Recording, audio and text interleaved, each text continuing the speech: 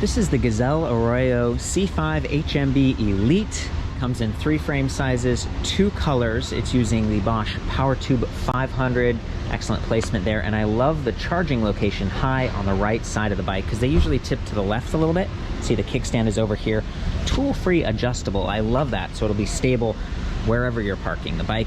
We've got the locking cylinder up high. It's AXA, and you can see the key set here, which also works for that Defender. That's a cafe lock, so you twist this and then a rod goes through and secures that rear wheel, making the bike a little bit more secure for a quick stop. You can also plug a little chain into this to wrap around a pole, and again, that key works for both of these. Unfortunately, you can't pull the key out when it's in the unlocked position. So you can see here we have 2 keys and this one's dangling. Imagine this is also connected to like your house keys and stuff. They're gonna be right there by the wheel and banging into it and potentially snagging on your shoe.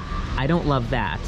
There are a couple of little trade-offs here. You can see we've got the Bosch Intuvia 100. It's a grayscale removable Bluetooth display, but there's no USB charging port here for operating your phone. And over here we have the Bosch LED remote. You can run the bike just using this remote, but you aren't going to have the same feedback about assist level, the lights being on, how fast you're going. And there are so many other menus here. If we go right to left, you can see distance, ride time, range, and range dynamically adjusts depending on the assist level you've chosen. It's a really nice display, and there actually is a USB-C port on the bottom of the LED remote, but it's only for diagnostics. So again, if you're actually using your phone, you might drain the battery a little bit, and it'd be nice to tap into that PowerTube 500 in my opinion.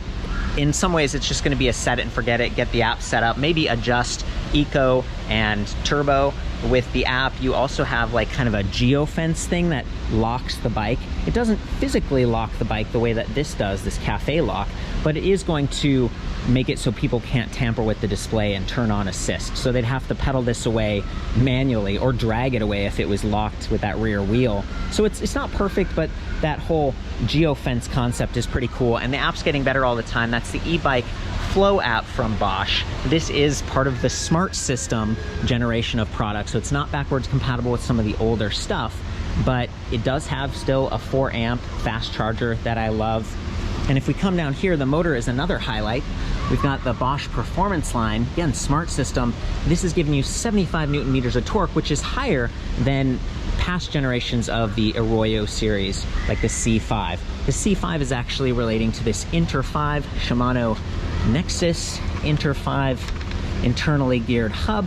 Back here, 263% gear ratio with 5 steps. So what you get with this is the ability to shift at standstill using this grip shifter up here. So if you get to a stop and you forget to downshift, well, it's easy to do that on the fly and then start going again. You might have to move the bike a little bit to actually get it to shift gears into place, but it's very clean. You don't have a derailleur hanging down that can get bumped, and we're able to use this Gates Carbon Belt drive with the center track technology. It doesn't go off track. I think it's 3 to 5 times more long-lasting than a chain, a little bit quieter, a little bit cleaner. We have an aluminum alloy chain cover right here.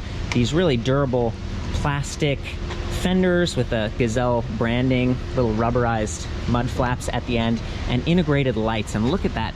That headlight is so nice. It has a big long stripe on the side to enhance your visual footprint, along with these e-bike specific tires. They have reflective sidewall stripes.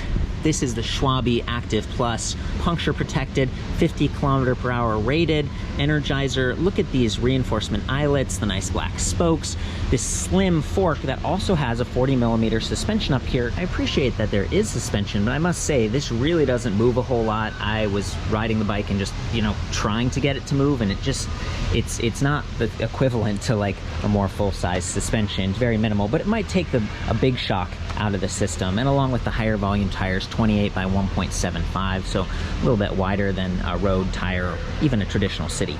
We also have 40mm suspension on the seat post, and that one is adjustable. At the bottom there's like a preload adjustment. So they're trying to do comfort, but they're also trying to keep it light. This weighs about 53.8 pounds according to their website, and of course depending on the size.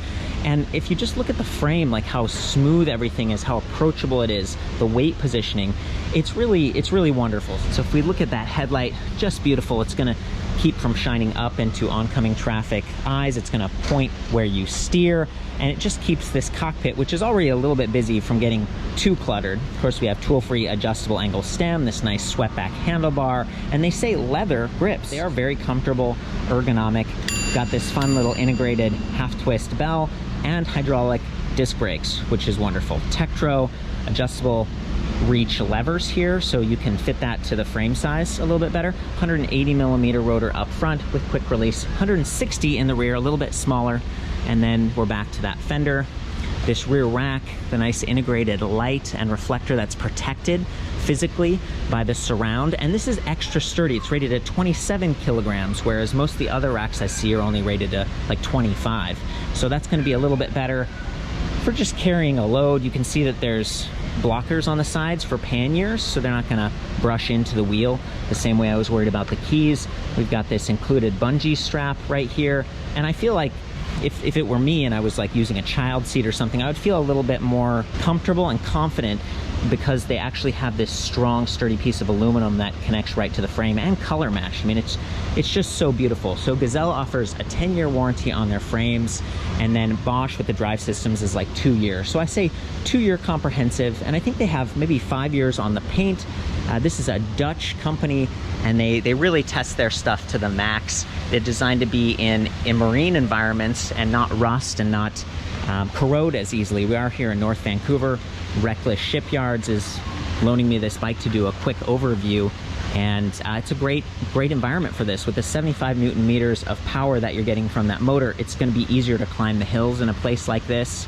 And with a bike that's so approachable, I just feel like anyone could ride this. You can raise or lower the seat and kind of optimize things. Oh, and I don't want to forget, you get higher pedal cadence matching with the Performance Line motor. So this is just it's gonna pedal a little bit faster. It's not gonna drop power on you when you get to a higher, faster cadence. You can use a lower gear, not have to shift in order to get maximum power from that. One other little quick trade-off here is that we have that external magnet. A lot of the newer e-bikes that I see, they're integrating it down here on the disc brake rotor mount so that it's just a little bit more protected. This can get bumped out of place, and then you might see like an error or a warning up here on the display. I think that's about it for a quick review. I might do in-depth on the future. Great job with this Gazelle. Again, it's not paid or anything, just sort of just a fun quick look at an awesome new bike.